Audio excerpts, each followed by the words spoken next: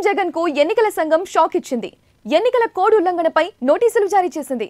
CM తన ప్రసంగాల్లో చంద్రబాబుపై అనుచిత వ్యాఖ్యలు చేశారని టీడీపీ సీనియర్ నేత వర్లరామయ్య సీఈఓకు కంప్లైంట్ చేశారు. దానికి సంబంధించి ఆధారాలను సమర్పించారు.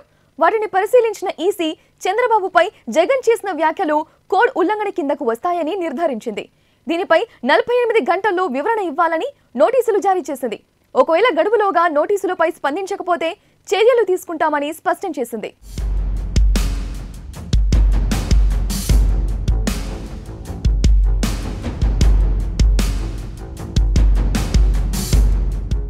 ఎన్నికల ప్రచారంలో భాగంగా జగన్ మేము సిద్ధం బస్సు యాత్ర చేపట్టారు. ఈ యాత్రలో చంద్రబాబును అరుంధతి సినిమాలోని పశుపతితో పోల్చుతూ సెటరికల్ కామెంట్స్ చేశారు.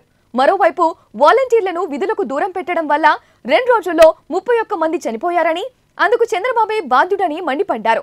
ఈ సందర్భంగా బాబును హంతకుడిని విమర్శించారు. జగన్ వ్యాఖ్యలపై ఫైర్ అయిన టీడీపీ నేతలు ఈ విషయాన్ని ఏపీ ఎన్నికల ప్రధానాధికారి ముఖేష్ కుమార్ మీనా దృష్టికి తెచ్చారు. చంద్రబాబు గురించి జగన్ తప్పుడు వ్యాఖ్యలు చేశారని, అలాంటి ఆరోపణలు ప్రజలకు తప్పుడు సంకేతాలు పంపుతాయని ఫిర్యాదు చేశారు. టీడీపీ నేతల కంప్లైంట్ పై స్పందించిన ఈసీ జగన్ కు నోటీసులు జారీ చేసింది.